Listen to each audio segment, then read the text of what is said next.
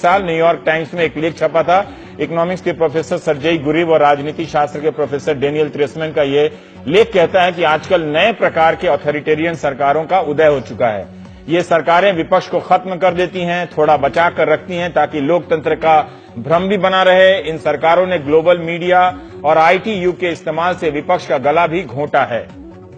अति प्रचार, बहुत ज्यादा प्रचार, दुष्प्रचार, झूठा प्रचार यानी प्रोपेगेंडा का खूब सहारा लिया जाता है। सेंसरशिप के नए नए तरीके आ गए हैं। सूचना संबंधी तरकीबों का इस्तेमाल होता है ताकि रेटिंग बढ़ सके। इसे भी अब फर्जी तरीके से बढ़ाया जाता है। नागरिकों को एहसास दिलाया जाता रहता है कि आपके पास कोई दूसरा विकल्प नहीं है, हम ही श्रेष्ठ विकल्प हैं। इस लेख में इन शासकों को नया ऑटोक्रेट कहा गया है, न्यू ऑटोक्रेट, जो मीडिया को विज्ञापन की रिश्वत देते हैं, मीडिया पर केस करने की धमकी देते हैं, नए नए निवेशकों को उकसाते हैं कि सरकार की आलोचना करने वाली मीडिया संस्थान को ही खरीद ले।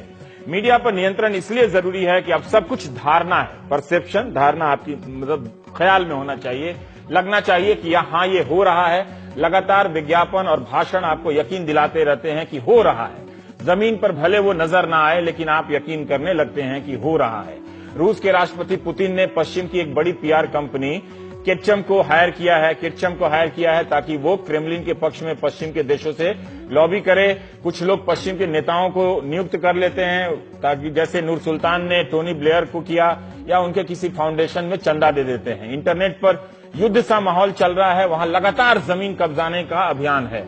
गाली देने वाले और धमकाने वाले ट्रोल्स को पैसे देकर रखा जाता है। ये पूरी दुनिया में हो रहा है। इनका काम होता है व्हाट्सएप पे, ट्विटर पे दिन रात विरोधी के खिलाफ अफवाहों का बाजार बनाए रखना, तरह तरह के मटेरियल सप्लाई करना। आप व्हाट्सएप देखते हैं, उसी को सच मान लेते हैं, अखबार आप पढ़ते नहीं हैं।